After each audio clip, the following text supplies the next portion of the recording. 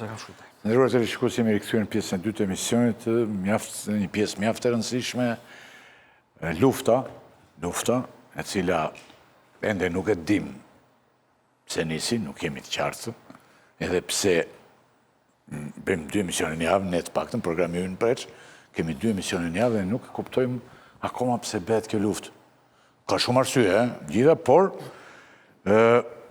vijon lufta. Dhe 2 ditë e fundit ka patur në Mosgabëu një përshkallëzim. Me goditje edhe ndaj infrastrukturës energjitike. Ç'po ndodh? A rrezikon të përshkallëzohet dhe prapet më tej kjo luftë? Çfarë janë ngjarjet më të rëndësishme dhe kryesore? Kush i ka kthyer shpinën kësaj lufte dhe pse? A mund të ketë fitues dhe fitues në luftës s'ka zakonisht, por kur do të përfundoj? Në lidhje direkte, unë do të kem ish ministrin e jashtëm, një nga eksponentë e rëndësishëm të Partisë Demokratike, zotin Tritan Shehu, deputet i Partisë Demokratike.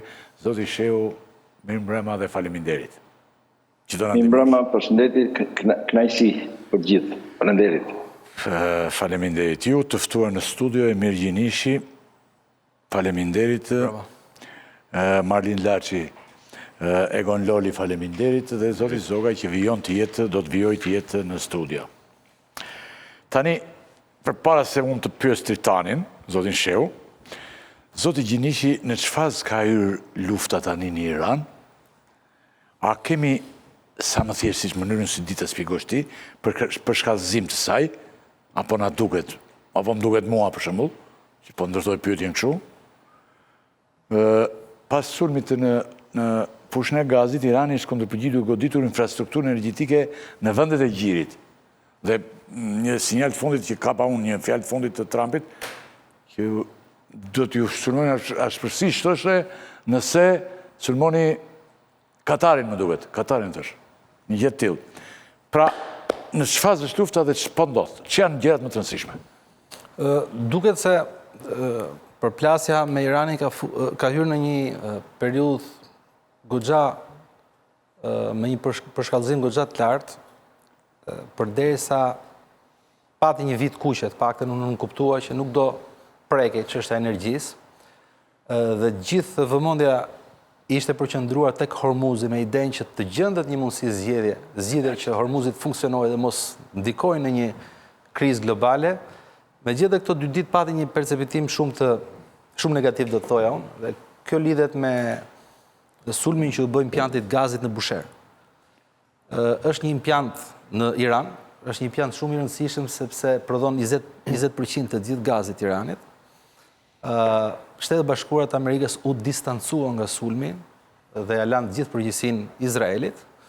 Megjithatë, brenda shtëpisë Bardh, si gjithmonë, ka deklarime kontradiktore, dikush thotë që kishin dieni dhe dikush thotë nuk kishin dieni, po kjo është ajo që presidenti Trump paktën tha me zërin e tij që nuk kishte dieni, nuk kishte dhënë miratimin, por çështja e goditjeve të impianteve energjisë është, sidomos së Bushehrit, është një perceptim shumë negativ, sepse Bushehri si qytet, Bushehr, përveç se u godit impianti i gazit, u hodhën një 2 raketa afër një centrali bërthamor. Po në të qytet, po në periferinë e centralit. Tani, historia e këtij centrali në Bushehr është një histori interesante, është i vetmi investim kapital i dukshëm që ka Rusia. Ky central në vitin 2011 ka filluar ndërtimi dhe është marrë përsipër nga Rusia. Dhe Rusia ka një 400 specialistë që punojnë aty, edhe banojnë. Rreziku ishte shumë i madh sepse kemi të bëjmë me central bërthamor. Ndërkohë që ne flasim për rrezikun e perceptimit të një përplasje bërthamore ndërmjet fuqive të mëdha, e vërteta është që qoftë Izraeli dhe qoftë Irani nuk kanë nevojë të hedhësh bombë bërthamore sepse kanë centralet bërthamore brenda vetes. Se mjafton të sulmosh centralet dhe është bërë e zeza, le të themi. Çfarë për herë të parë kemi reagimin e Kremlinit dhe Moskës. Kremlini kërcënoi menjëherë Shtetet Bashkuara të Amerikës, po Izraelin e nominoi, në qoftë se do prekësh centralin bërthamor ku punojnë specialistët rusë, përgjigja e Rusisë do jetë ashtu siç nuk e pret kurrë. nuk e ke parë kur më herë, ndonjëherë më parë. Pra, Rusia fillon del haptas në një përplasje për herë të parë. Deri tani ka qenë neutrale, ka bërë thirrje për ulje tensionesh, ka bërë thirrje për mbylljen e konfliktit, për herë të parë percepiton në këtë situatë. Tani nga ana tjetër, kush ishte reagimi i Iranit? Irani goditi Ras Lafanin. Ras Lafani është 90% e gazit të Katarit. Aty është Ras Lafan. Dhe kjo që një goditje shumë e madhe. Ndërkohë që vetë Irani... Ishte goditje e madhe për faktin që ishte gazi, apo shkaktoi vërtet një goditje? Shkaktoi goditje për Katarin njëherë, sepse është 90% e gazit Katarit. Jo, e kuptoj që është 90%, po ti mund ta sulmosh dhe mos e dëmtosh. U dëmtua. U dëmtoj, ka dëmtime shumë da. Dhe dyta, hapet loja për të kaluar në një fazë tjetër të përplasjes, goditjet e objekte strategjike energjetike. Se kur flasim për objekte strategjike nga dishu dhe vetëm nafta dhe gazi është, nuk ka në gjë të madhe. Nafta dhe gazi. Dhe po hap kjo lojë, Irani goditi impiantin e Katarit dhe kërcënoi Arabinë Saudite, edhe Kuvajti dhe vendet e gjirit me të njëjtat sulme. Ndërkohë në të njëjtën kohë, Irani gjithashtu po luan, si thua, po përmend kartat në dorë që i ka gati, po përmend historinë e hudhve, që akoma nuk janë futur në luftë. Pra nëse do kemi një percepitim përshkallëzim pak më të lartë, mund të futen dhe hudhët më të anë dhe të na bllokohet dhe Bab Mendeb, që është një tjetër artere shumë... Ngushtica e Mandebit. Ngushtica e Mandebit, sepse është një tjetër artere shumë e rëndësishme e ekonomisë globale. Tani, çështja është shumë e thjeshtë, zoti Rakipi. Oferta e Amerikës është kjo. Hormuzin në këmbim të energjisë. Hapni Hormuzin dhe ne nuk prekim energji. Po sa është i gatshëm Irani të pranojë oferta të tilla? Irani i ka abandonuar. Nuk e pranon ofertën. Dhe ka demagogjikte apo nuk e pranon vërtet? Nuk kemi asnjë hap, megjithëse flitet gjithmonë për kontaktet e Witkovit këto 2 ditë të fundit me ministrin e jashtëm Irakxhi iranian, e vërteta është që nuk dim se çfarë po ndodh, dhe Irani nuk është i gatshëm të mbyllë një marrëveshje me Amerikën pa garanci ndërkombëtare. Dhe në garanci ndërkombëtare, Irani nuk kupton në radh para Rusinë. Sepse ka bërë dhe marrëveshje më përpara, në luftën e 12. Pra duhet Rusia për të realizuar kjo marrëveshje? Jo, në momentin që fuqitë bëhen pjesë të marrëveshjes, nuk është e lehtë pastaj për palët që të hapin konflikt. Ky është problemi. Por Irani ka ngultur aty që duhet të jetë Rusia. Patjetër. Domethënë Irani nuk është i gatshëm të mbyllë një marrëveshje paqe me Shtetet e Bashkuara të Amerikës pa një garanci ndërkombëtare, dhe garancia ndërkombëtare në radh parë nuk kupton Rusinë. Qartë, përpara se të hyjmë te kolegët e tjerë dhe të ftuarit. Zoti Shehu. Përshëndetje gjithëve. Patëm një rezume të zotit Gjinishi për momentet e fundit, se ne e trajtojmë çdo emision si një ngjarje, si luftë, një luftë ndodhur rishtas. Tani, ç'mendoni ju? Ju keni qenë një ministri punë të jashtme, një diplomat i suksesshëm, domethënë në punën tuaj në Partinë Demokratike, një politikan i njohur i këtij vendi. Ç'mendoni ju? A bëri mirë Amerika apo është gabim në këtë luftë? Sigurisht ju do thoni mendimin edhe partijak që keni, se nuk bëni dot atë që bëjnë këta që kam thirrur unë këtu. Mbi të gjitha, apo e fiton Trump këtë luftë, se Trump i ka thënë një, citoja njërë kryetari parlamentit, thoshte në 9 dita i ka thënë 10 herë që ne mbaroj lufta, e fituam. Apo e fiton Trump i këtë luftë dhe ç'mendon ti tani? Qiko, e para një është e vështirë të jam një përgjigje për pyetje që vërtet janë shumë të vështira realisht. A bëri mirë Amerika që sulmoi Iranin apo jo, bashkë me Izraelin? Kjo është një pyetje diskut, një pyetje e cila kërkon do marrë një përgjigje ndoshta mbas shumë kohësh, ku shumë gjëra të qartësohen, të dalin në sipërfaqe dhe të dihen gjërat. Por diçka duhet të kuptojmë qartësisht që ai rajon nuk mund të lihet në dorë të terrorizmit. Kjo është e sine qua non. Në atë rajon, i vetmi vend demokratik është Izraeli. Duhet jemi dhe të sinqertë. Ai rajon është një rëndësi të veçantë. Dhe nuk mund të lihet në dorë të kërcënimeve të fanatikëve. Edhe aq demokratik, zoti Shehu, me atë që ndodhi në Palestinë. Është tjetër diskutim. E bëjmë një po shumë demokratik. Është krejtë ku votohet. Demokratik vriten 20.000 fëmijë, domethënë është pak çuditshëm. Shiko, është tjetër probleme po. Aty votohet, është një vend demokratik. Ja, le ta debatojmë. Po, ja të vazhdoj zoti. Vazhdojmë. Dhe është i vetmi vend demokratik në atë rajon. Mos kemi iluzion, s'ka tjetër, ma toni një tjetër. Ku votohet, ku fitohet, ku ka opozit, ku ka media të lira, ku ka qytetar të lirë, ku ka institucione të lira, ku ka sem drejtësie, është Izraeli. Kjo është demokracia. Mos temi gjëra kot. Pra, ai rajon nuk mund të lihet në dorë të një regjimi kriminal, si regjimi i Ayatollahëve fanatik që vran brenda pak ditëve 20-30.000 veta nga qytetarët e tij. Një regjim i cili është gati të bëjë aventurat më të jashtëzakonshme nëpërmjet organizatave të tij terroriste, Hezbollah, Hamas, Houthi, të cilët i përdor si mish për top dhe ka krijuar një destabilitet të madh, po shkatron Libanin, ai regjim temeralist që. Pra, në këtë prizëm nuk mund të lihen të tilla një rajon i tërë në dorë të një regjimi të tillë të papërgjegjshëm, fanatikësh, aq shumë nuk mund të lejohet që ai regjim të armatoset me armë bërthamore. Kjo do paraqisë një rrezikshmëri shumë të lartë botërore, jo vetëm të rajonit vetë pasaj. Në këtë prizëm, pasaj, a duhesh goditur, a duhesh tentuar më shumë me negociata, unë jam gjithmonë për negociatat, por ama, a duhesh, si erdhi pse dështuan negociatat, ky është një problem që do duket, por nga sa duket, është kjo. Që Shtetet Bashkuara të Amerikës, mbas goditjes së parë që i dhanë para disa muajsh, ku shkatruan janë bërthamore, i dhanë kohë Iranit të pranonte kushtet, veçanërisht për pajisjet për përgatitjen e armës bërthamore, ulën në negociata, dështuan negociatat, për një arsye për tjetër, nuk e di si pse dështuan, por dështuan, gjë që të fillonin veprimet ushtarake. Ne si Shqipëri, tu do të jem shumë i sinqert, shiko, në politikë ka gjithmonë partipri. Edhe unë kam partiprin time dhe shqiptarët kanë partiprin e tyre. Shqipëria, në grosso modo, politika jashtme shqiptare e përgjithshme ka qenë dhe është ndonjëherë e tillë. Në zonat të cilat neve as kemi interesa të veçanta siç është lindja mesme, as kemi role të veçanta si dimensionet tona. Këto janë dytime realiste, mund të kemi rol veçantë në Ballkanin Perëndimor, mund të tentojmë diçka këtu, por rolet tona aktive këtu janë. Pra në këto zona ku neve nuk kemi as role veçanta, as interesat veçanta, se nuk kemi interesat veçanta në zonë, do të jemi shumë sinqertë. Dhe kur nuk ka vendime kolegjale të unifikuara të Bashkimit Evropian, ne ndjekim hapasapi Shtetet e Bashkuara të Amerikës. Kjo është politika e jashtme shqiptare, e konsoliduar në vite, sepse ne me Shtetet e Bashkuara të Amerikës kemi interese politike. Mos harrojmë se ishin amerikanët që shtiruan Kosovën, mos harrojmë se shtiruan amerikanët Kosovën, unë jam deputet i Shqipërisë, nuk jam deputet i në një vendi tjetër. Pra, për mua të para interesat e shqiptarëve. Janë amerikanët që shtiruan Kosovën, janë amerikanët që janë garancia më e madhe për Kosovën, janë ata që deklaruan pavarësinë e Kosovës, presidenti Bush e deklaroi nga Tirana.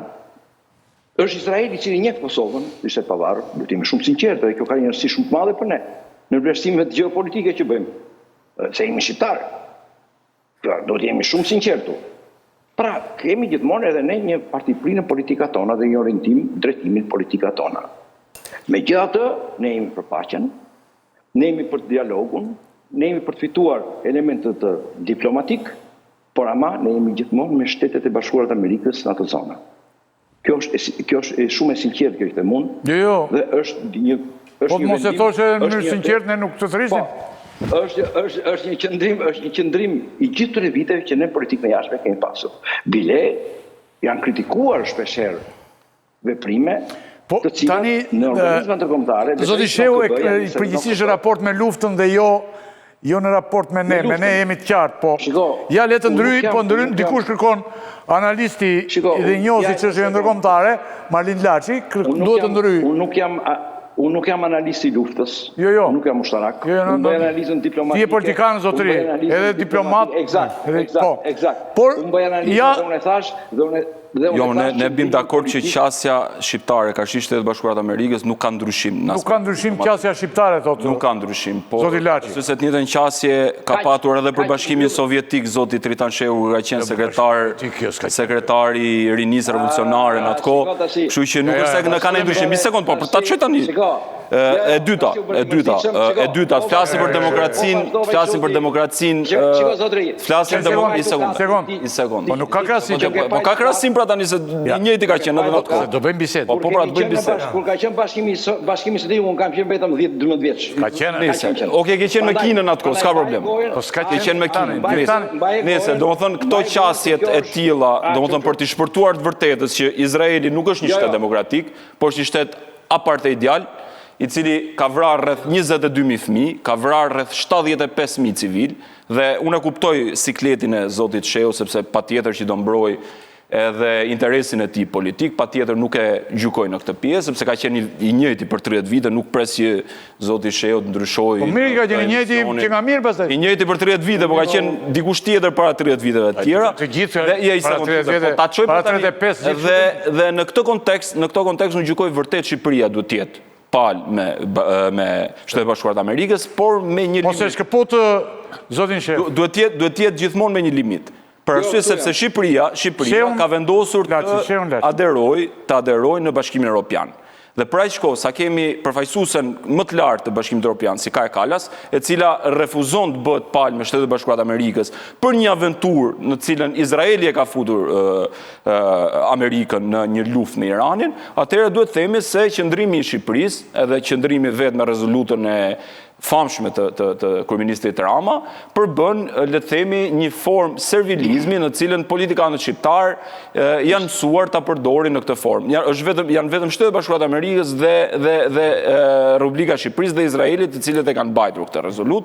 Kjo ndodhi për shkak edhe të interesit politik, duke qenë se zoti Rama nuk i ka fort mirë punët me drejtsinë, por gjithsesi dua të them që okay, kemi të bëjmë një regjim kriminal.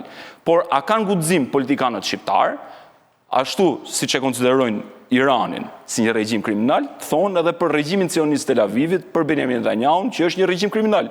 Zoti Sheu nuk ka guxim ta thotë. Nuk ka guxim, sepse del aty dhe thotë që unë përfaqësoj qëndrimin e popullit shqiptar. Ne e dim shumë mirë se sa deputete përfaqësojnë qëndrimin e popullit shqiptar. E dim që këta janë deleguar të kryetarëve për shkak të listave të mbyllura dhe këto nuk përfaqësojnë. Do më thonë atë ndjesit dhe sentimentet e kludem, nuk ndërpreva, e popullit shqiptar. Dhe nuk bi dakord kur shprehet që neve nuk kemi asnjë interes. Por do të bim dakord që ç'mendon Sheu ta dëgjojmë. Po pripë ta çoj deri në fund, pastaj çfarë? Sheu ka dhe dizavantazhe, jo kanë studio. Jo, nuk është studio, po prapë. Duhet ta lejmë. Zotri, se kam çik të vështirë këtu unë komunikoj që. Ndërpritet. Së pari herë, unë fola për një çështje dhe nuk fola në mënyra personale. Jo, qëndrimet e tua në rrjetet sociale kanë qenë luftë nxitse, zotri. Realisht unë nuk të kanë qenë luftë nxitse dhe tepër islamofobe. Laçi është njëri hapur drejt për drejt. Të cilën ti e nxit. Nuk e di kush është. Dhe për këtë arsye, se ai thotë që Irani nuk e njeh Kosovën. As Vatikani se njeh Kosovën. Çfarë duhet të themi për këtë? Ta shpallin Vatikanin shtet terrorist. S'ka sens. Nuk e di kur. Nuk ka sens kjo. Ne po flasim për një konflikt i cili ndodh në lidhjet mesme, kush ka drejtë dhe kush nuk ka drejtë. Kaq. O zoti Ylli, unë nuk vazhdoj dot kështu me një megafon atij që kërkon të zhurmoj. Jo, më po t'jap argument mëse. Të vazhdojmë bisedën. Unë them mendimet e mia. Okej, po. Duhet të respektojmë mendimet e tij. Respektojmë mendimet e tij. Nuk fyva kërkënd. Jo, asu nuk fyva. Unë thash vërtet. Qofse vërtet është fyrje, pastaj është problemi jot. Ai zotëria me një mungesë të thellë edukate. Jo, absolutisht. Kaq po. Sa gjëra të them, fillimet e pruam. Megjithatë, e lëm të vazhdojmë bisedën më mirë. Qofse vërtet është mungesë edukate, pastaj jo, s'ka të vërtetë. Ai po thotë çfarë mendon. Po nuk po them çfarë mendoj. Po jo duke i thënë atij mos mendo siç mendoj unë. Jo, nuk po i them unë atë, ai të mendoj si doj. Okej. Flasë zoti Sheh, flas. Po, çfarë pyetje keni atjetër për mua? Pra, ja lan gjysë. ju thatë që Amerika unë ju bëra një pyetje shumë thjeshtë.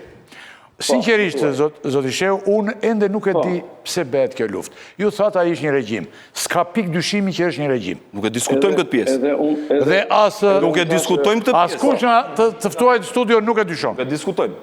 Por pse edhe unë thash edhe këtë gjë. Pse bëhet kjo luftë unë nuk e kuptoj. Po unë u dhash përgjigjen që fillim është pyetje që do ta marr e thatë. Do ta marr po. Ka shkaqe të dukshme, ato që përmenda unë për një regjim kriminal, gjakësor, terrorist, që kërkon të destabilizojë atë zonën, që të mbajnë atencion dhe që ajo zonë nuk mund të lihet në dorë të terrorizmit, edhe këtë duhet të jemi shumë sinqert. Një regjim që përdor urrejtjen fetare, urrejtjen nacionale, që thotë vdekja Amerika, vdekja Izraeli çdo ditë. Pra, një zonë e tillë nuk mund të lihet në dorë të një regjimi të tillë. Megjithatë, mund të ketë unë jam i bindur dhe shkaqe të tjera që ne nuk i dimë.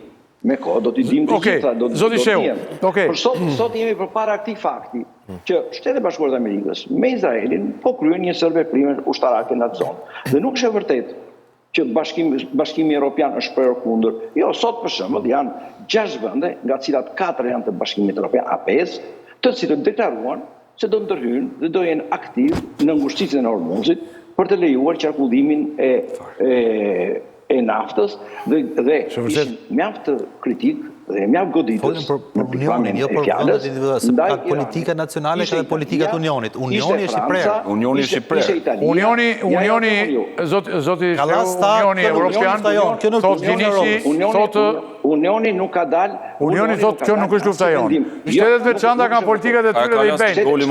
Nuk i kundërshtojmë fare këto. Tani, shiko. Unioni nuk ka dalë me asnjë vendim unik. Shefja politikës jashtme Kallasta, kjo nuk është lufta e Europës. Melonin që ka tjetër qëndrim, ti ke sot. Sanchez tjetër qëndrim komplet kundër. Shumë kritik. Po, është krejt kundër Sanchez. Merci gjithashtu. Kështu është e vërtetë kjo. Meloni është ndryshe. Merci njerë ka qenë i të kundër në pozicionet e tilla disa herë. Sot Gjermania deklaroi që do marrë pjesë në mbrojtjen e transportit të naftës në ngushëtitjen e Hormuzit, pra një ndryshim ndryshe nga dje, ishte jo. Pra janë ca gjëra që janë fluktuante dhe që evoluojnë. Po ne, unë e thash qëndrimin ton si Shqipëri, si politikë e jashtme, që duhet kemi. Pra, ai që duhet kemi. Jemi shumë okej, tani, shiko. Ju jeni politikan, sigurisht, unë do të drejtoj pyetjet e politikanit. Njerëzit këftoj tu janë analistë dhe kanë edhe ju si politikanë në mirë kuptoj keni limitet tuaja, qëndrimet tuaja të politikës. Dhe qëndrimet e politikës shqiptare janë shumë të qarta. Po pa dyshim se po s'ka pikë dyshimi. Unë do mbroj shqiptarsve Kosovës. Jemi shumë mirë kuptuar në këtë pikë. Por unë kam shiko çka kam unë. Tani flasim për interes kombëtar. Në Shtetet e Bashkuara të Amerikës, ja këtë një pyetje të kësaj natyre do bëj. Në SBA, edhe në SBA vetë, te politika e Shtetit Bashkuar, edhe pse ka patur një përpjekje për të qenë unike, nuk ka ndodhur, ka filluar të mos ndodhë më kështu. Nuk është. Po, pa dyshim, nuk është unike. Në Evropë e cituam që nuk është as pak unike, po flasim për perëndimin, Nuk është unike. Tani, normale, se janë veprime shumë të vështira që po kryen. Presidenti që kemi në Shtetet e Bashkuara të Amerikës sot, kujtojmë që Trump erdhi në pushtet duke menduar që do të mbyllë luftrat në botë. Ka bërë 7. Dhe tani ka bërë 7 luftra dhe ka hap një luftë që unë nuk e kuptoj me të drejtën. Së pari njerë, unë do propozoj që Trump i dilë çmimin Nobel për paqen. Ishte ai që... Të marrë duat i, ta marrë duat i? Po, i takon të marri. Trump ka mbyllur disa luftra. Duhet jemi shumë të sinqertë. Takon, thos. Duhet jemi shumë sinqertë. Trumpi shkatroi një regjim diktatorial në Venezuelë. Jo, pra nuk e shkatroi, nuk e ka shkatruar fare. Nuk e shkatroi tash idem. Po zotrin, ai regjimu dekapitua. Shiko, ai regjimu dekapitua. Iku ai regjim. Të shikoni, ai regjimu dekapitua. Mbaroi atje u dekapitua, ngritë... Okej. Po demokraci e Venezuela. Është një proces, hyri në një proces ndryshimi. Ai regjim hyri në një proces ndryshimi. Kush hyri? Venezuela. President Trump vendosi paqen në Gaz. Që vendosi paqen. Ka fare paqen. Dita ditës gaz priten nga 100 njerëz në ditë nga IDF-i. Askush tjetër nuk e ndaloi luftën në Gaz përveç Trumpit. Në mënyrë të njëjtëshme, komplet në mënyrë të njëjtëshme. Po bën të gjitha përpjekjet për të ndaluar luftën në Ukrainë. Shpresojmë që të ndalojë luftën edhe në Ukrainë, se të gjithë duan të ndalojnë luftrat. Është përpara një konflikti që ndodhi atje, sepse ishin kushtet e thash, shumë gjëra do sqarohen, se edhe ne nuk vjen sot, por ama është një gjë që president Trump në tërësinë e tij në 2 mandatet e të parin, gjithmonë është dalluar si një president i paqes. O zoti Sheu, më fal që ju pyet. Nëse ju doni, pyetje. A jeni ju përfaqësues dhe deputet i Parlamentit të Shqipërisë apo i Parlamentit të Izraelit, se s'po e kuptoj realisht këtë. Jo, unë jam deputet i Parlamentit Shqipërisë. Ja ta them unë ty. Unë jam deputet i Parlamentit të Shqipërisë dhe jo i Iranit. Qa lidhje ka Irani? Qa lidhje ka Irani? Qa lidhje kush Irani? Ka lidhje shumë bile. Unë mbroj interesat e Shqipërisë, shqiptarët, interesat e Shqipërisë jam me Shtetet Bashkuara të Amerikës. Po mërë më këtë e dimë se o kësën klishe kjo pjesë, po kjo nuk ka dyshimo. Në qoftë se dim të gjë... Se intimidohen ka i shumë, o burë. Jo, nuk intimidohen Ti e pjesë e një partije i cili kryetari është në grada, ti intimidohesh të kjo pjesë. Unë nuk... Po që të litëni? Lëri këto gjëra.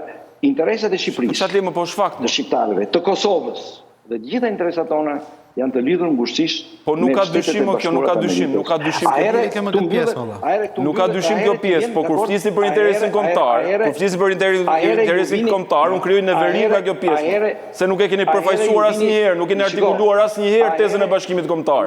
Nuk e keni artikuluar asnjëherë tezën e nacionalizmit shqiptar, dhe sot na hiqeni nacionalistë. Ore, unë e di shumë mirë që ajo shkura atje në parlament nuk nje as interes kombëtar. Unë e di shumë mirë këtë pjesë. Tani kur flisni edhe e kthenin kal karroce, nacionalizmin, interesin mund t'je përqesh, se bëni qesharak. Si e ke përfaqësuar ti si deputet? Ke ofruar në Parlament Shqipërisë ndonjë rezolut për krimet e Serbisë në Kosovë, ti personalisht ju personalisht? Kush e ka propozuar? Unë e kam propozuar të rezolut. Po, edhe? Unë e kam propozuar. Kur e ke propozuar? Edhe kjo majorancë e rëndoi 3 herë. Po për shqiptarët e Çamërisë të vrarë mizorisht nga grekët, e ke propozuar? Për shqiptarët e Çamërisë po pyes. Se duke zotëri që je kreti pa informuar. Jo, më se jam informuar unë aq mirë për ju se që jemi lodh tani 30 vjet duke ju ngjuar tani. Je kreti pa informuar për zhvillimet politike në Shqipëri. Ne kemi kërkuar personalisht, kam sjell 3 herë rezolutën për pranuar genocidin serb në Kosovë. Po për shqiptarët e Çamërisë, ke kryer ndonjë rezolut? Jo, nuk kam sigurisht. Okej, dakor. Jam shumë i sinqert. Pra, i kam kërkuar disa herë të gjë. Kjo majorancë rrezoi, derisa ditë e fundit. Po pse e propozuat gjatë kohës majorancës? Ju keni pas kohë në pushtet, keni ndër 8 vjet apo 10 vjet në pushtet. Por sepse Kosova, ja pse, themi edhe gjithë pse. Sepse Parlamenti i Kosovës ta shtivon miratoi rezolutën për dënuar genocidin serb në Kosovë dhe ne ndoqëm Parlamentin e Kosovës. Se nuk do të ishte më mirë ta kishit bërë më përpara apo do të prishte Parlamentin e Kosovës? Do ta bënte Kosova herë para. Dhe e bëri Kosova dhe ne ndoqëm. Kjo është logjika diplomatike. Po, shumë mirë bile. Shumë mirë bile. Je për të shtuar për zotin Ksheo. Po do të pyesish, do pyetë të mbes. Ja, atëre ç'më mendoni për rezolut? Ju nuk shkuat për rezolutën që bëri zoti Edi Rama në parlament. Jo, shpjegoj. Na shpjego pak rezolutën, do të presh për rezolutën. Po, padyshim, ja shpjegoj. Shiko, i dashur Ylli. Ajo ishte një provokacion që bëri majoranca. Majoranca kaloi për rezolut në mënyrë shumë okulte, pa asnjë njoftim, pa kaluar në komision të jashtëm, dërgoi një njoftim që të marrë mbledhjet parlamentit për 2 çështje, njëra ishte për procedurën, tjetra ishte për programin e fatgjat. Dhe futi pasaj rezolutën pa kaluar në komision të jashtëm fare. Sepse e nisën me qëllim që opozita mos përfshihen në atë gjë.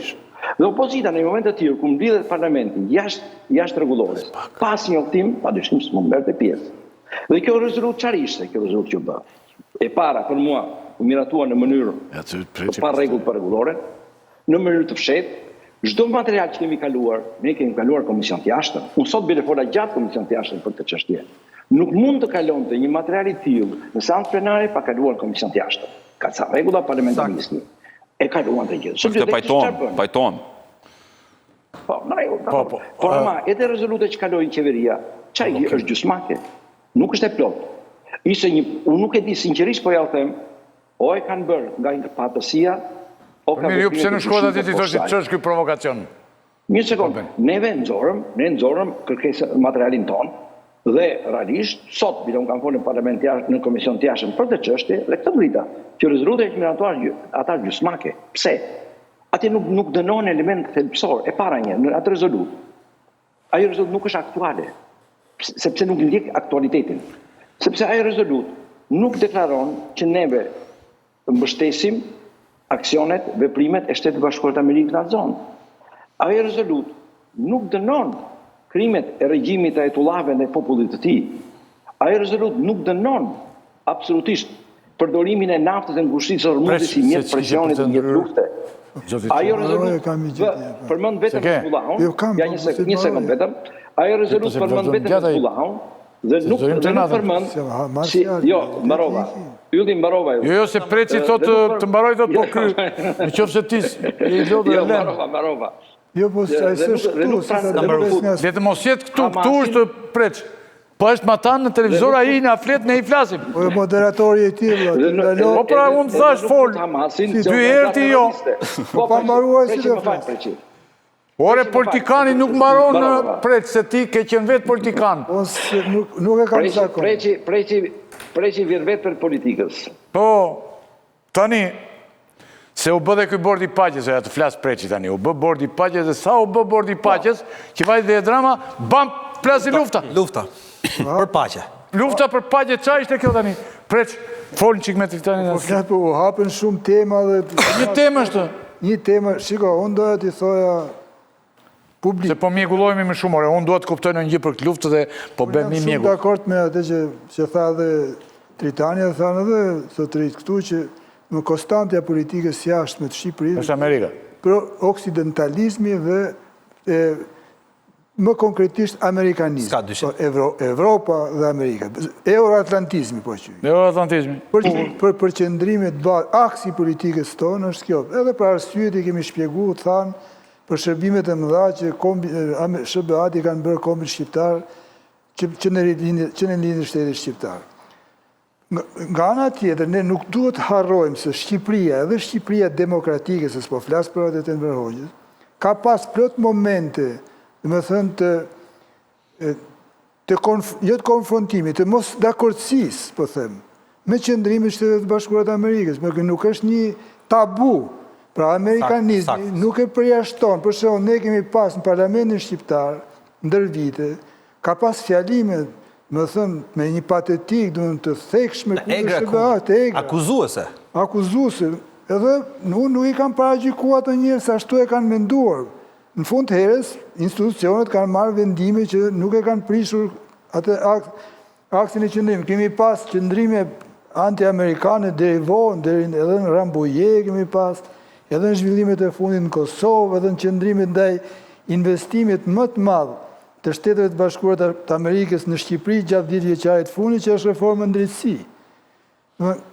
Kemi pas vazhdimisht, pra aksi po, por nuk se Shqipëria nuk ka pas në mënyrë sistematike qëndrime që kanë në kundërshtim jo me Shtetet e Bashkuara të Amerikës në kuptimin e një entiteti shtetëror, dhe të më ponë që në kanarë në qëndrimit caktura. Rezolutën që bëri kuvendi. Tani, rezoluta për mendimin tim ishte, ajo mund të bëhet një rezolut, pa diskutim, por u bëhet me nëzitim, kishtë një përshpejtim të pa nevojshëm. E kërkoj dhe botat. E kërkoj Amerika. Do shta donde të unë botova, ja ta tërgoj tani. Kur të mbaroj, ta tërgoj.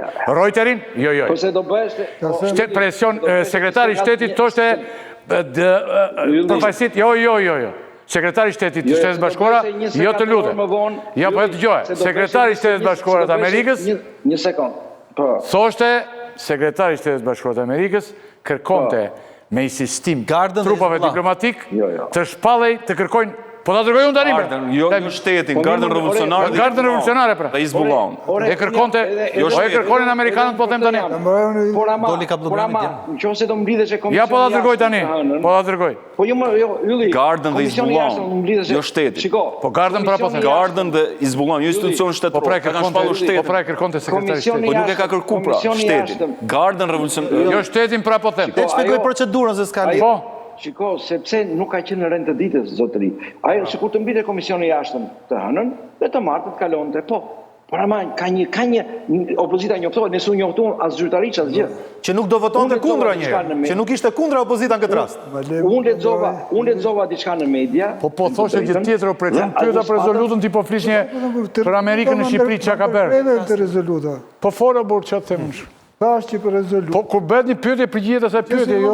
Për rezolutën nuk kishte në arsye, për ngutje, flak për flak, sepse ajo mund të prisë 2-3 ditë, që të bëhej konsensuale, sepse unë nuk besoj se kishte kundërshtime për të bërë një rezolutë që dënon Gardën Revolucionare të Iranit si organizatë terroriste të tjerë. Ajo nuk ka diskutim. Por duke se kishte prap manovra politika, ato së më pëlqyjnë mu, dhe më duke dash me tregu protagonizm, duke dash me vra shumë zëgj me një gur, me ekspozu opozitën si kur ajo s'don. Shiko, unë kam qëndrimet e mije në opozitët e ti di, po këto janë lora që nuk kanë hi e shi. Ajo kishte sens që gjithë parlamentit, që se do bënda të rezolut, ta bënda dhe mund ta bënda, nuk ka pasafat, Preq, jo.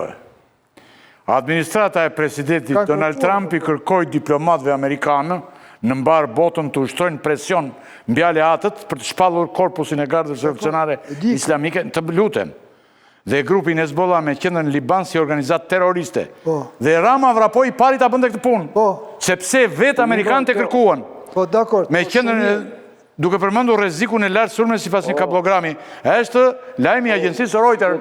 O Tritan, ai që thot Preç është saktë, bëjnë në mënyrë të njëanshme për protagonizëm, sepse opozita ishte kundër. Po them jo, nuk po them jo. Unë po them që po i kthem dhe zotërisë thot. Një minutë, o Tritan, lej sekond. Ai e bëri me vrap sepse unë thash që është kërkuar. Donte dilte i pari. Unë thash që është kërkuar. Nuk ishte një afat urgjent sot për nesër, bile më mirë dhe për SBA-n, do ishte më me interes që Shqipëria ta bënte konsensuale. 2.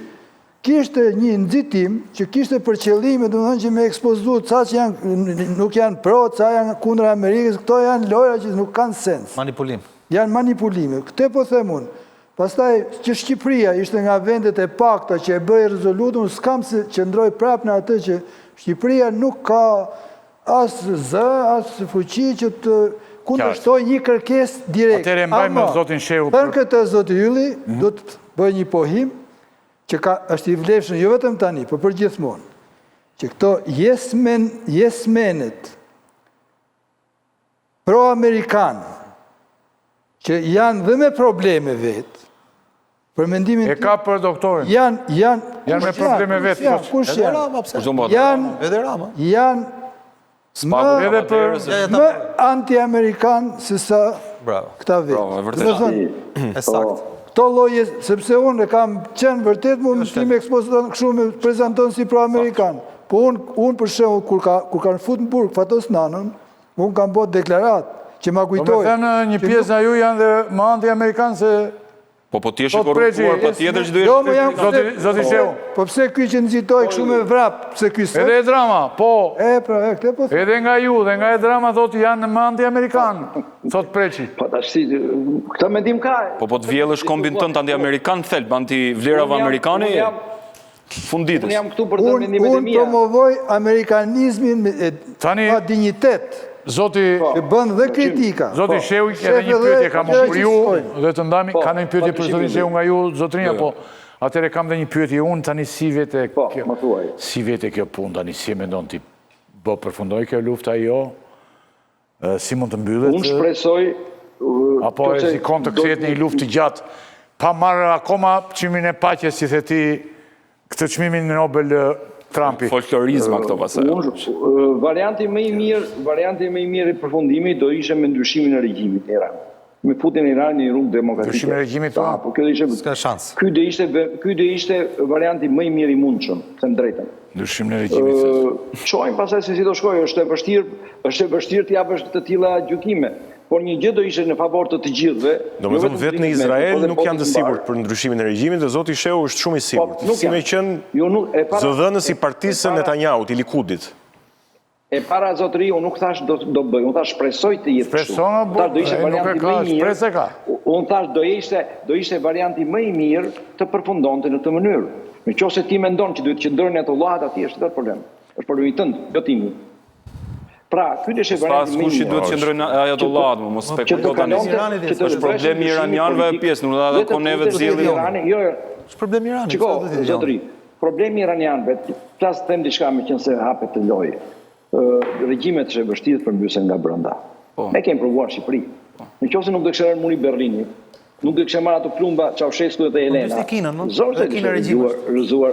Po mirë më pse nuk thonit përmbyset regjimi kinez, ose regjimi saudian, ose regjimi Egjiptit. Se regjimi janë këta. Po dhe këta, Zoti Laçi, dhe këta, edhe ai tani është një popull, Zoti Shehu, dhe ai është një popull, edhe ai, Zoti Shehu, edhe ai është një popull 100 milion, nuk është një popull i vogël den. Unë shpresoj që të përmbyset regjimi i Kubës. Sa për njoftim. Po mirë më dakord, po çfarë lidhje ka domethënë regjimi i Kubës me Shqipërinë, si rezonon është çështja? Kjo është shpresa jonë që në botë të përmbysen të regjime. Kjo është qartë. Pra, a do arrihet apo jo? Unë se dia se them do të gjë. Unë tash shpresoj kush varianti më i mirë i mbylljes konfliktit është kjo, që të mbyllet me një Iran që të futet në procese demokratike, të dalin nga fanatizmi. Po mirë, më ku ja kanë dalë domethënë, a u fut Iraku në proces demokratik, a u fut Afganistanin në proces demokratik, a u fut Libia në proces demokratik, a u fut Egjipti në proces demokratik? Afganistani ishte dështim, jam dakord me ty. Po Iraku? Po Iraku nuk ishte dështim? Iraku jo. Se nuk ishte, e mori Irani, e mori garda revolucionare, frenën politike të Iraku. Egypti është një vend i cili ka marrë pozicione pro-perëndimore. Po pra, po është diktaturë, më zotëri, është regjim. Po shkon drejt demokracisë. Po si po shkon drejt demokracisë me Abdel Fattah el-Sisi? Nuk ka zgjedhje. Nuk ka zgjedhje mo. Një sekond. Ke dizident, ke mbi 60.000 dizident burgosur në Egjipt. Al-Sisi ka merita të mëdha në Egjipt. Qa merita, po vrau kreun e vetëm që erdhi me vota drejtat, ndershme dhe demokratike si Mohamed Mursi. I bëri gru shtetit. Al-Sisi shpëtoi Egjiptin nga zënia për Iranin. Çfarë Irani, mo ç'lidhje kishte Mohamed Mursi me Iranin? Po, ishte dora e tyre. Po jo, ma mund vje keqen edhe... Jo, ka një gjë që në qoftë se demokracia... Në qoftë se demokracia, zoti Shehu, varet se si e keti raportin me administratën amerikane, qa regjimit e Ramës do një të përmbysni ju se është regjim super demokratik, Rama, apo jo? Si i bie kjo? Sepse është bordin e paqes, ka marrëdhënie, dhe ka pas marrëdhënie shumë të mira. Si e masni ju këtë gjë se kuptoj? Jo, bordin e paqes është Shqipëria, nuk është Rama. është Shqipëria në bordin e paqes. Me emër mbi emër Rama, zotri. Në bordin, ai është kryeminist i Shqipërisë, sepse ja delegoi presidentin e Republikës. Se fillimisht dolën do të arrestojnë si Madurën, do të çojnë helikopterin. Rezolutën e bëri Rama. Në bordin e paqes nuk është Rama, është Shqipëria. Edhe Shqipëria e meriton dhe i takon të jetë aty. Mirë, ashtu na duhet na themi ne që kur s'duhet themi nuk është Rama po. Inshallah po bëni paqe. Ai është atje dhe ai problemi këtyre është te çështja e standardit, nuk vendosin një standard, prandaj kanë politikë dështuar. Edhe qoftë diplomacia shqiptare, nga ekstremi në kohën e regjimit që ishte një ekstrem pro popujve arab dhe një ekstrem tjetër kundër imperializmit amerikan, tani kemi dalë në krahun tjetër. Do të thonë, shteti jonë, shtetarët tanë nuk kanë një memorie historike që të vendosin një status quo të balancuar në raport me diplomacinë. Thot ai tani me Amerikën do Po dakord më, po duhet kemi një balancë. Unë ta thash qartësisht pozicionin tonë, nuk e fsheha. Po të kuptojmë, të kuptoj qartë. Ka dhe një problem. Nuk duhet, nuk kemi marrëdhënie miqësore me popujt arab, me të gjithë. E disi që edhe me Egjiptin, shumë miqësori kemi marrëdhëniet. Përveç asaj që tha Marlindi, në shtesë të asaj që tha Marlindi, që nuk kemi një strategji të politikës së jashtme të qartë, po e kemi shumë të personalizuar, të orekseve dhe të hënës. Ka dhe një gjë më të errët. Në momente shumë të errëta historike, fatkeqësisht nuk dua të them Shqipëria, po them pushtetarët e Shqipërisë kanë vepruar sipas një maksime shumë të dëmshme, që është gjej vend fashist edhe bëu kolaboracionist. E kanë bërë këtë në kohën e Italisë fashiste dhe përpara, dhe po e bëjnë tani me një vend fashist, siç është shteti i Izraelit. Ka që thjesht është kjo. Dhe këtu në Shqipëri... Gjej vend fashist dhe bëu kolaboracionist. Këtu po garojnë opozita dhe pozita, zoti Rakip. Është smundje vjetër, zotish? Është smundje vjetër, vërtet. Po garojnë opozita dhe pozita se kush është më kolaboracioniste. Gjej vend fashist dhe bëu kolaboracionist. Kolaboracionist ka pas të gjithë, por ai ma, unë e thash qartësisht. Jo, ma mendim tjetër dhe në ti, po ngri pak zërin se dëgjon popullata. Se ka hyrë, shiko, duhet të jemi, mos bëhemi ekstremistë, të jemi të balancuar, me qenë se përmendë fjallën balancuar. Shteti Izraelit u sulmua dhe kundërveproi. Sigurisht që ka shumë pikpame dhe unë e kam pikpame që reagimi Izraeli nga Irani, jo. Sulmuar Izraeli. U sulmua pra me datën nga Hamasi në datën 7. Hamas nuk është proksi i Aty Iranit. filloi. Prit.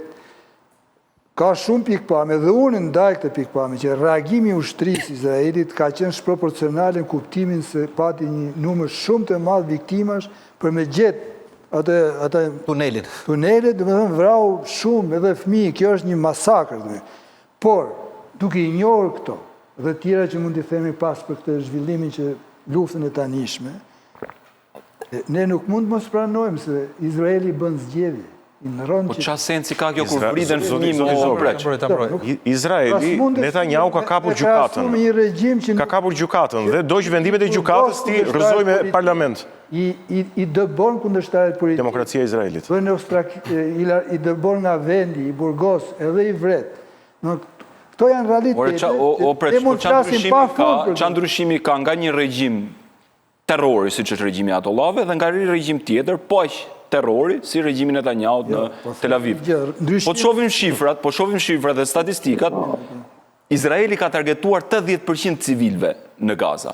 Ndërsa Irani 70% të civilve të vendit. Po e thash, se mohon njëri pra. Po pra, reagimi i Izraelit ka qenë shproporcional. A ka ndryshim cilësor midis një regjimi terrori, si që regjimi Atollave, dhe një regjimi demokratik terrori, si që regjimi në Netanyahu. Ja, Shehu, dhe të mbyllim me zotin Shehu, ja. Duket se nuk e dëgjuan atë që thash. Ka një ndryshim. Ka kapur gjykatën ai atje. Dolën në Netanyahu. Ka një ndryshim, se do vinë zgjedhjet tani në Izrael. Po që interesojnë zgjedhjet, më kanë vrarë 7 largojnë Netanyahu. Kush e largon Ayatollah? Po Netanyahu kush e largon? Po Netanyahu kush e largon? S'ka lënë njeri pa vrarë. Po s'ka lënë njeri pa vrarë. Ja zgjedhje. Ma një standart preq, të kuptoj qartë. Standardi duhet jetë standardi vërtetë, sepse kështu rritemi si popull. Rritemi edhe politikisht. Zoti Shehu, duke folë për personal. Pra për të konkluduar me zotin Shehu. Po kemi të bëjmë me një sistem apartheidi 80 vjeçar. Zoti Laç. Nuk është çështje tanishme. Të konkludoj me zotin Shehu. Po, të fillosh të bësh analizë tash për lindjen e mesme, për konfliktet, për regjimet, dhe këtë padyshim nuk është e mundur ta realizojmë. Po përmendim vetëm dy shtete. Izraelin dhe Iranin. Nuk po i përmendim të tjerë të tanë. Po, të krahasosh Iranin me Izraelin është të krahasosh natën me ditën. Izraeli ka 80 vjetë që bën luftë në rajon, zotri. Ku do votojnë njerëz. Izraeli është një shtet që ka pushtuar jugun e Libanit. Izraeli është një shtet që ka pushtuar Sirin. Izraeli është një shtet që sulmoi shtetet sovrane si që ishte Irani. Katari. Jordania, Tunizia. Mossadi, element Mossadit janë kapur në Arabi Saudite dhe në Katar. Dhe po planifikonin të krynin akte terroriste në ato vende që të përfshinin lidhjen e mesme. Në një unë jam politikan, jam ushtarak. Unë nuk mund të jap mendime për elementet ushtarak. Unë jap për elementet politik të përgjithshëm. Izraeli nuk ka luftuar dhe lufton për mbijetesën e tij. Kush e ka kërcënuar mbijetesën e Izraelit? Kjo është. Kush e ka kërcënuar? Izraeli jeton për të lutem tani, ju jeni politikan, të lutem, unë kam respekt. Tani kemi kryeministin e Izraelit i cili del dhe thot dua Izraelin e madh. Kemi, lutem, kemi Joseph Kent, shefi antiterrorit të Shtetet Bashkuara të Amerikës, i cili lutem, jep dy gjëra vetëm, i cili jep dorëheqjen dhe thot Irani nuk ishte kërcënim për Shtetet Bashkuara të Amerikës. Kemi Guardian, e cila përmend, të lutem edhe këtë të lutem, zoti Shet, lutem. Gazeta Guardian dje bëri një shkrim për Paulin, shefin e sigurisë së Mbretërisë së Bashkuar, i cili thonte Amerika nuk ishte asnjë dhënë dhe as si premis që kërcënoi, po ishte Kushneri, aset izraelit e cili e shtyu Shtetet Bashkuara këtu, ndërsa Hareci, dje, ka pas një shkrim gazeta më e madhe, ndërmëtajet në Izrael, dhe thotë që sionizmi nuk ka qenë në një herë kur gjatë gjithë historisë së Izraelit dhe vetë sionizmit në këtë nivel të përgjutnueshëm dhe të papërgjeshëm. Do me thonë, çështja, o zoti Shet, çështja nuk është Amerika. Çështja është kush është thelbi i luftës. Se ne bashkohemi gjithë ka Amerika. Po na quhet, të thuash që Kushneri futi Amerikën në luftë. që Izraeli... Jo, nuk e them unë, e thot këshilltari i sigurisë Mbretërisë Bashkuar, e thot sekretari i sigurisë Mbretërisë Bashkuar. Është fandashkenc. Kush është fandashkenc? Kushnëri? Për atë që ju përdojnë... Po pse qa kapaciteti kishe Kushnëri që t'i jep gjithë gazën Kuris, apo pse ka 100 miliard që të lëvizin aty? Për atë... Nuk mund të... Nuk janë... Të urimi pasajnë sa niveli... Po se ky është niveli, faktikisht, i ke drejt, po ky është niveli. Ky është niveli. Por të del ambasadori Amerikan në Tel Aviv të thotë që Izraeli ka drejt të shtrihet nga lumi Nil deri në lumin Eufrat. Pra propagandon shkatrimin e Egjiptit, shkatrimin e Libis, shkatrimin e Sirisë, shkatrimin e Turqisë, shkatrimin e Libanit, shkatrimin e Irakut. Nuk janë pralla këto, e thotë ambasadori Amerikan, mor zotri. Dhe neve kemi të bëjmë një regjim teokratik realisht. Që mos bëjmë kakofoni. Laçi mos bëjmë kakofoni, lutem sheu. Shiko, ja, nëse Irani do hynë një rrugë demokratike, nuk shakohet. Ore qa sensi ka kjo? Ta dini që vetëm se do të krijohet një atmosferë e re bashkëjetese në atë. Po do dali Izraeli nga lumi Nil deri në lumin Eufrat nëse rrezohet Irani. Të shpresojmë që kjo përpjekje që po bëhet ushtarake të ndërkrijojnë ndryshimet e thella politike në Iran. Dakor, ylli unë po i largohem se vajta vonë. Nuk ka fare. Edhe një herë ndryshimet e thella politike demokratike në Iran. Dhe ti mendon që ky qëllimi, vërtet mendon Dritan që ky është qëllimi i luftës? Është një nga qëllimet. Po pse sa qëllime ka? Sa qëllime, është çështje armë bërthamore, Ka armë bërthamore Irani. Armatose bërthamore me Iranin. Po shefi i shërbimeve një nga shefi i antiterrorizmit, njeriu mirë i antiterrorizmit, në Amerikë doli dhe tha nuk ka rrezik të për Shtetet e Bashkuara. Po në qoftë tani në unë dhe ti tani nuk e themi dot. Njëjta situatë. As ti, unë jo. Po ja të them unë diçka herë. Shefi i antiterrorizmit është e njëjta situatë në Irak. Unë sot lexova diçka që FBI ka hapur një ankesë hetimore për atë personin, kohë përpara se të gjithë të Këto janë pastaj teori konspirative. Të biles ta marri spaku ta fush tokrët burgut tani. Gjë politike tani. Sot lexova nga tani ky bën që të arrestojnë shefin e antiterrorizmit të vej spaku të arrestojnë. Faleminderit, gjithsesi faleminderit. Përshëndetje të gjithëve. Faleminderit. Të falenderoj natën e mirë. Shkurtimisht do të thënë, nëse shkojmë të origjina afër të këtij konflikti, se kjo ka histori të vjetër, është akti terrorist i Hamasit, se ata ishin qetësinë e vet, domethënë ishte Hamasi de facto po qeverisë Gazën. Nuk ishte shkak preç, ishte pasojë. Do futem. Ka mundësi të të marrë. Vazhdo. E përfshisni Izraelin jashtë kontekstit. Ishte lejuar Hamasit të administronte Gazën, po vazhdonin këtë marrëveshje abrahamike, ato pa pritur, se kush i nxiti, ja i nxiti Irani është tani, si nxiti Irani ose po hyj tani, dolën nga shpellat, nga tunelet dhe vranë 1000 njerëz që po vallëzonin. E pashem. Gjysma t'i vrau vetë Izraeli, se ka hetim Izraeli. Nuk ka hetim. Protokolli Hannibal që më zbatu. Po mirë. Po qënësi, ato e filluan. Qënësi i vranë. E filluan, ashtu. I vranë duke kërcy o zotri.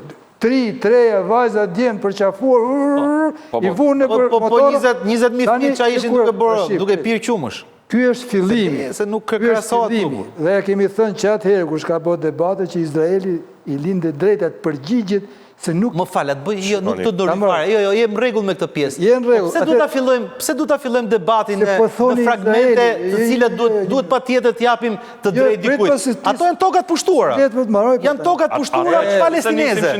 Ka mundësi ta mbaroj se jeni 3. Këtu ka drejt. Ta mbarojmë këtë. Ka drejt. Tani, sepse vurare që harrohet kur nisi, se po harruam. Jo jam dakord. Ka nisë në 17. Do thash ai momenti është po e ndërtuam kronologjinë në shkapërcim të ngjarjeve, ne tregojmë prallë, jo histori.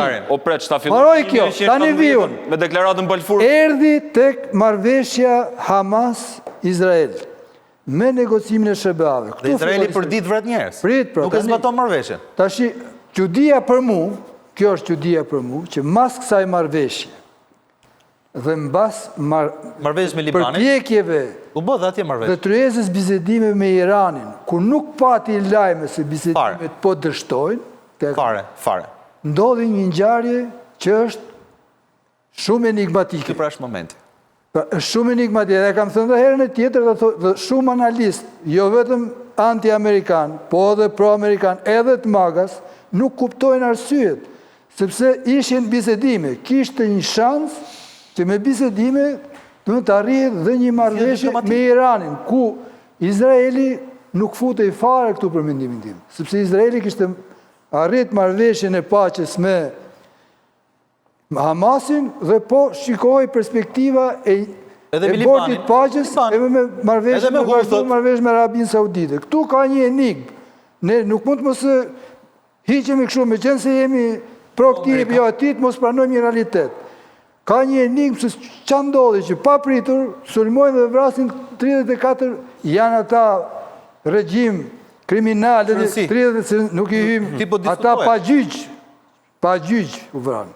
34 veta u vranë pa pritur, ka teori, ka dhe njerëz që thonë që Izraeli u informua dhe nxiti dhe Trumpin që t'i bijem kësaj radhe, sepse si kapi më, për mendimin tim, duke i pohuar gjitha ato që thuan për regjimin, për shtypin e lëvizjeve popullore, për demokraci e tjere, këtu ka një kalkulim gabuar, kalkulim i gabuar i një lufte që mendoj u planifikua me lehtësi për të fituar për 3 ditë, për javë. Po vrasim disa dhe bien kokat, nuk u reflektua rreth një fakti që regjimi iranian, si që po mësojmë tani, pak e kemi ditë, është i ndërtuar në një formë të tillë që vrasja e udhëheqësve decentralizuar saktësisht. Nuk dikon. Ka decentralizuar. Ajo nuk e pengon veprimin e shtetit, të ushtrisë edhe të forcave sigurisë në vend. Dhe tani këtu ka ngec lufta, sa të zgjas luftën, ka ngec edhe presidenti që e filloj, dhe tani ne lexojmë plot. Ferit Zakaria kishte një artikull shumë të bukur, shumë bukur dje, ai është një filozof largpamës edhe mendje ndritur. Kresonte me Britaninë. Që fliste nga pikpamja amerikane, në fakt, nga pikpamja interesit amerikan, që këto lloj luftrash. Ta thotë edhe Tucker Carlson. Ekspozimi i fuqisë amerikane në periferi, pa një qartësi, është në dëm të vetë Amerikës. Kështu që edhe sekretari mbrojtjes. Doja bëj edhe një sqarim do bëja për sa u tha këtu që Evropa nuk ka marrë vendim për të çliru Hormuzin, sa është një gabim që u tha. Ka marrë vendim për të ndikuar edhe për të negociuar bile dhe për të shtyrë Iranin që të hapet për anijet europiane. Për anijet europiane. Që me gjas Irani nuk i prek ato. Pra ylli interesi ja kërkoj që mos t'i preki. Mendimi im është ky që u nis një luftë për të marrë shpejt, por si do mbaroje tani, nuk ka bursi. Sekretari mbrojtjes Pete Hegseth sot e hoqi kufirin e luftës. Pra, tha që do vazhdoj për një kod pacaktuar në deklarat për media. Dhe kërkoj... Mbrojtjes Amerikës? Po, Pete Hegseth, sot. Pentagoni ka kërkuar 200 miliard shtet. Dhe ka rritjet buxhetit 200 miliard, sepse do të vazhdoj kjo fushat. Dhe një gjë tjetër shumë interesante, që është zhvilluar këtu ditë, që nuk e prek mend, ishte takimi në Riyadh të Arabisë Saudite, mbrëm po, me të gjithë ministrat e jashtëm të vendeve me shumicë myslimane. Dhe vendet gadishullit. Shumë interesante. Mua më bëri përshtypje deklarata që dolën këta në fund të takimit, ku ishin referuar shumë në mënyrë të fuqishme Iranit, duke evokuar dhe nenin 51 të kartës Kombeve të Bashkuara, pra e drejta e reagimit për vetëmbrojtje, dhe Izraelit i kishin lënë ja 2 fjali aty në fund për situatën në Liban. Dhe kjo më bëri përshtypje. Pra nuk e di se çfarë pozicioni po mbajnë këta tani në raport me këtë. Nëse më lejon 2 fjali, kjo është shumë interesante, se teksa flasim, ne shpeshherë kthehemi në pikën 0, ndërkohë që ngjarjet ecin. Tani, kush është situata? Shtetet Bashkuara të Amerikës janë në vështirësi, sepse nuk e din shumë mirë dhe këtu e vazhdojmë kot bisedën. Shtetet Bashkuara të Amerikës u futën në luftë për të mbrojtur kauzën e Izraelit. Dhe kjo sa më shumë e vazhdojmë të historisë zgjasim kot. Dhe futemi në peripeciera sa u vran këtej, sa u vran andej. Edhe vetë Trump di atë pjesë. Edhe vetë Rubio ka pas momente që e ka deklaruar atë pjesë. Tani çështja është që Shtetet Bashkuara të Amerikës janë vetëm, janë vështirësi. NATO nuk po merr përsipër të ndërhyjë, Bashkimi Evropian nuk po merr përsipër të ndërhyjë, ajo që përmendi Zoti Sheu, është e vërtet që ka disa shtete europiane që kanë lëvizur me në një deklarat, po ne po flasim për Unionin. Dhe Kallas është shefja e politikës jashtme të Unionit. E tha cop, kjo nuk është lufta Europës. Meloni tha, ne nuk i japim pista tona me qera, shumë egër. Ndërkohë vinë dy zhvillime shumë dha, që mund ndryshojnë trajektoren. Shtetet e Bashkuara të Amerikës kërkon një aleancë për të mos e mbyllur vetë konfliktin. Sepse është barë shumë e madhe, ta marrë vetëm Shtetet e Bashkuara të Amerikës. Ka bërë dy lëvizje shumë të mëdha. Dhe që kanë premisa, e para i kanë kërkuar Damaskut që të ndërhyjë me trupa në Liban. Me qëllime paqësore, çrënësi ka. Damasku si kundër pesh, po them. Po, Damasku akoma po e merr me rezervë historinë sepse i bie që të përplaset me ish aleatët e vjetër që kanë ndihmuar Xholanin, i cili nga terrorist doli njëri çlirimtar. Unë do vazhdoj të qëndroj kësaj pike. Dhe këtu do vi një ditë e terrorizmi. E dyta, zoti Rakipi, pa kjo është ideja që të marrin nga vendet e rajonit, si thua, ushtri dhe të bëhet palë. E dyta, ajo që kërkuhet dje, që përmendi djali për pak më herët, Liga Arabe me vendet islamike në përmjet mbledhjes djeshme nivel ministrave të jashtme, doli me nuk ka bërë asnjë deri sot atë deklarat ashpër ndaj Iranit. Pavarësisht se ato janë vende që janë prekur, sepse janë sulmuar pothuajse një pjesë e mirë objekteve strategjike, kryesisht energjetike në gjithë gadishullin, por ajo që unë po shoh është kjo tendenca e shtëpisë Bart për të krijuar një koalicion me vendet e rajonit. Po, dhe kishim në momentin që të dështoj koalicioni i madh. A mund të jetë koalicion frutdhënës, një koalicion me vendet e rajonit, ku gjitha ruhen nga bazat amerikane dhe gjitha janë goditur, nuk e krijon kjo diferencë. Sepse e gjithë garancia amerikane u testua me goditjen e Katarit. Domethënë, garancia e Shtetit Bashkuar të Amerikës nuk ekziston kur sulmon. Dhe ata kuptuan që janë aty si mbrojtje ndaj Izraelit. Po, e qartë. Sepse të gjithë, nëse vure re goditjet e radarët nuk ishin funksion për të mbrojtur vendet e gjirt si Katari, Bahreini, Emiratet, Arabia Saudite, ishin funksion për mbrojtjen e Izraelit. Dhe tashmë, arabët e kuptuan që garancia vlen vetëm për Izraelin këtë rast. Edhe një fjali, ta që dhe në fund. Problemi i vendeve arabe është se nuk e dinë se çfarë do ndodhi pas luftës. A do kemi një Iran i cili do jetë në ekspansion politik dhe ushtarak, mos harrojmë që Iranin me Kuvajtin e ndajnë vetëm 40 apo 50 kilometra me një hapësirë e vogël ku futet si pyk shteti i Irakut, dhe në këtë aspekt nuk e kanë, domethënë, paktën regjimet arabe, regjimi Kuvajtit, regjimi Emiratëve të Bashkuara Arabe, regjimi Arabisë Saudite, po flas për regjimet monarkike, këtyre nuk e kanë sigur nëse amerikanët do vendosin të largohen apo do vendosin të rinë në mbrojtje të shteteve tyre.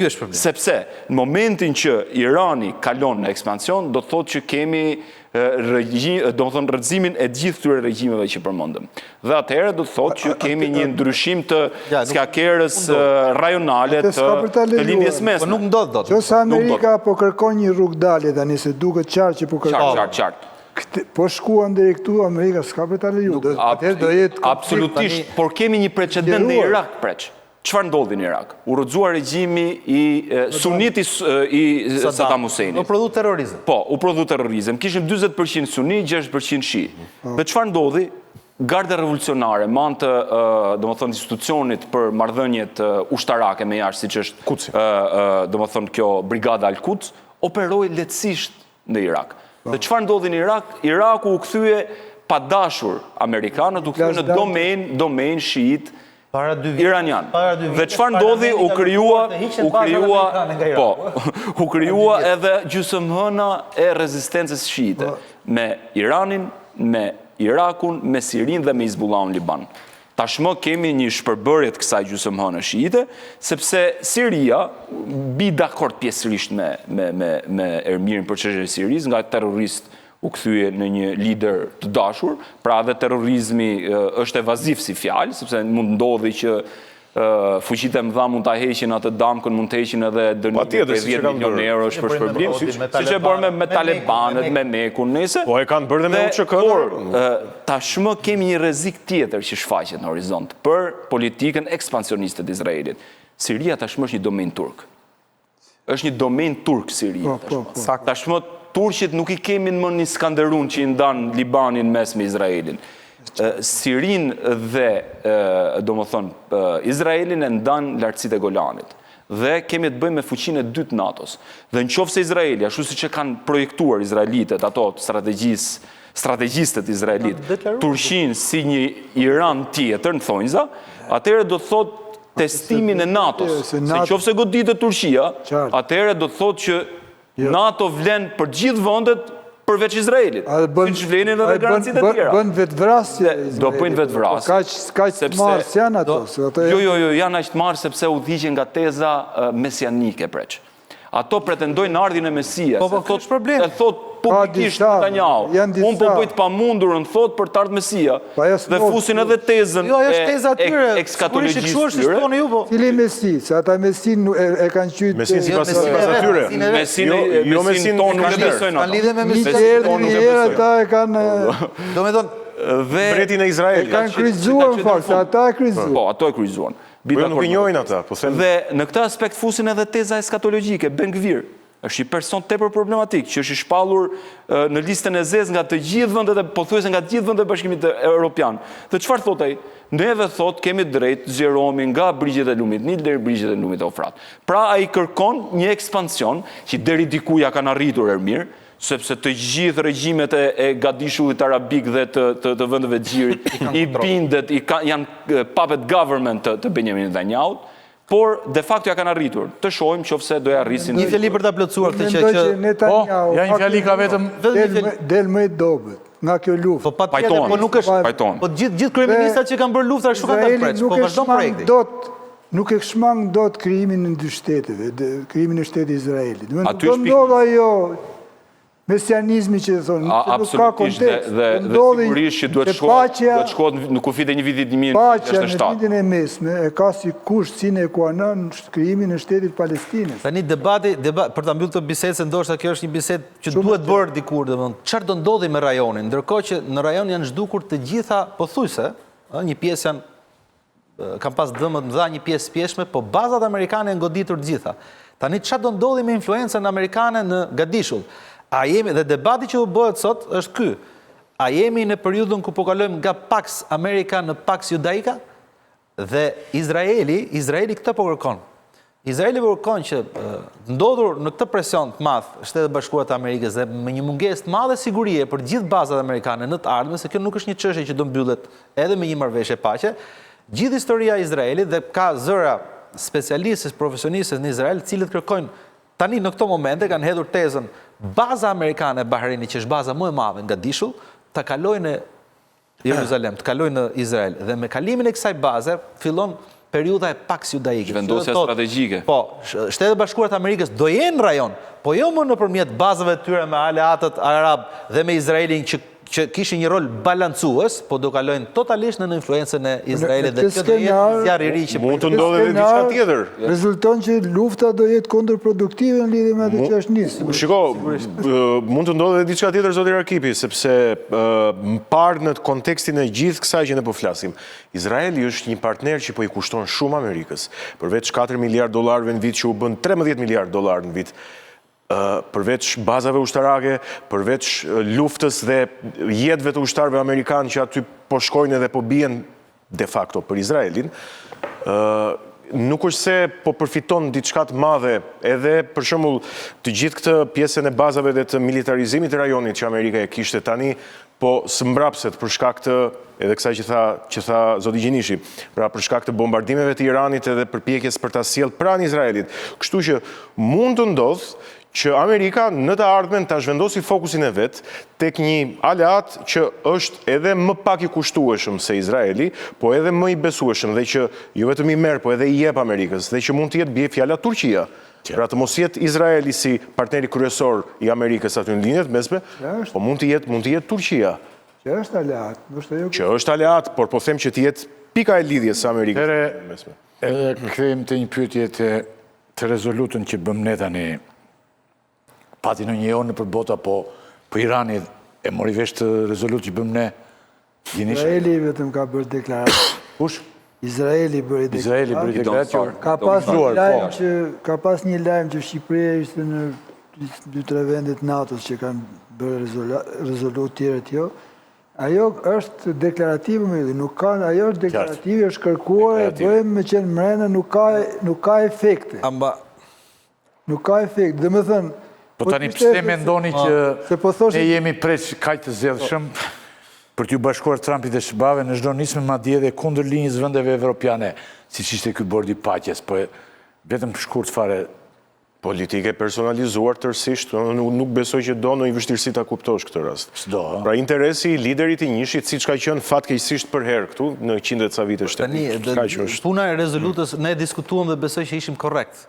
Ne ram dakord që në fillim të herës që Garda e Republikës dhe Hizbullah, ndoshta Hizbullah u përfshi çik më shumë se ç'duhet, po të paktën për Gardën e Republikës ishim gjithë dakord, edhe për një arsye sepse jashtë këtij konflikti, Irani ka bërë një sulm kibernetik në Shqipëri. Dhe Shqipëria ka marrë pasoja, goxha. Çrënsi ka se ne bëjmë debatet brendshme sa institucionet, sa s'funksionon, e duam Edi Rama apo se duam ato tendrat, kjo është çështje tjetër. Po ka një sulm kibernetik që është bërë dhe sulmi kibernetik ka prek sigurinë kombëtare këtij vendi. Ka prek sigurinë kombëtare, nuk ka gjë më të egër. Ne kishim detyrim. Ai ka qenë shumë më egër se sa një raketë apo 10 raketa. Pajtohemi ta pjesë. Tani çështja është dhe mleo të vazhdoj pak atë që nisi zoti Zogaj. Zakaria kishte bërë Farid Zakaria kishte bërë një analizë të jashtëzakonshme sepse në një farë mënyrë ai sillte. Kemi dhe 3 minuta e gjysmë katër. E mbaroj 30 sekonda po nuk ndërprerë. Sjell një përvojë. Domethënë ideja e tij ishte kjo që shtetet e mëdha, fuqitë e mëdha si Shtetet e Bashkuara të Amerikës duhet din të racionalizojnë mendimet e tyre dhe objektivat e tyre. Dhe thonë ndryshe, Shtetet e Bashkuara të Amerikës rivalitetin e kanë me Kinën, as me Rusinë jo.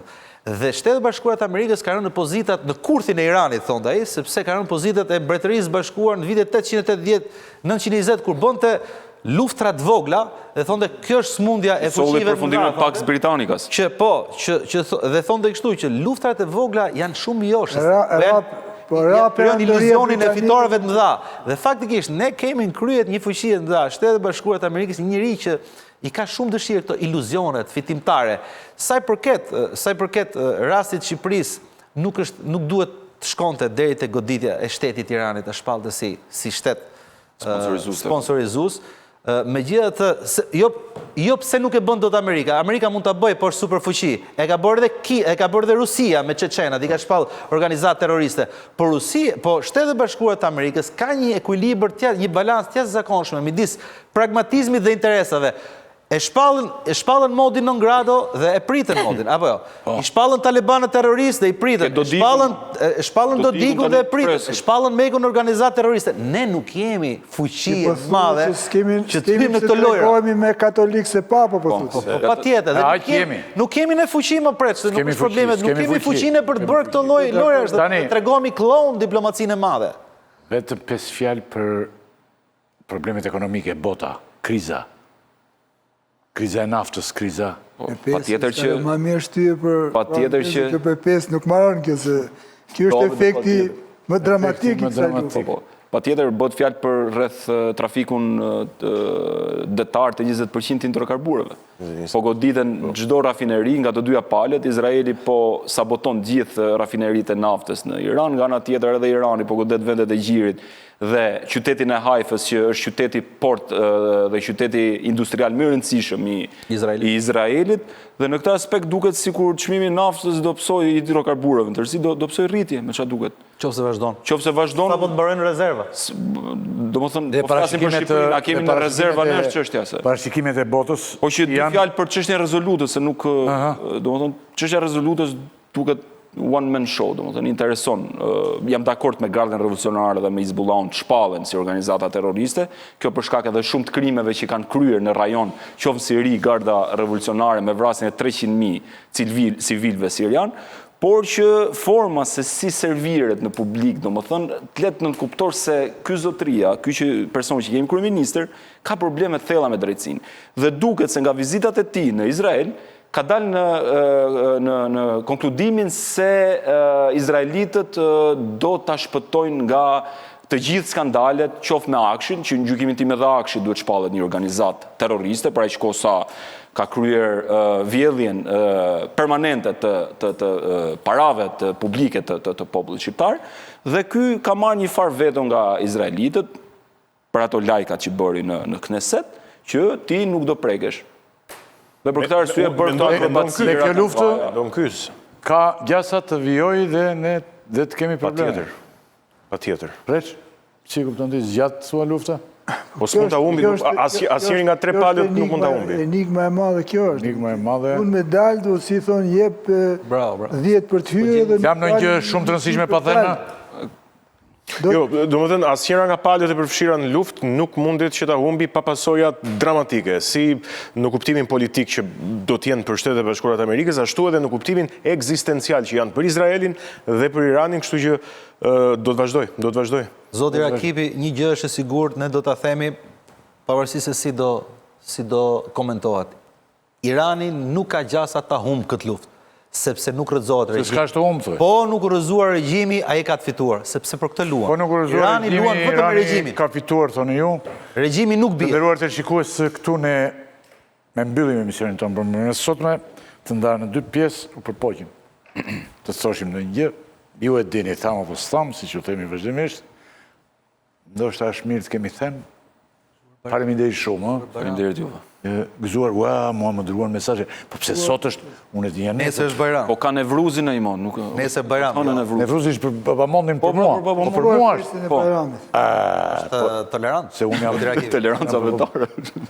Nevruzi është sot. Nesër është Bajrami. Nesër është Bajrami. Se erdhën shumë mesazhe dhe unë thashë, po gëzuar Bajramin atëre.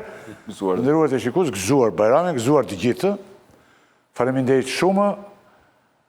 Do shifemi tani javën e ardhshme. Natë e mirë.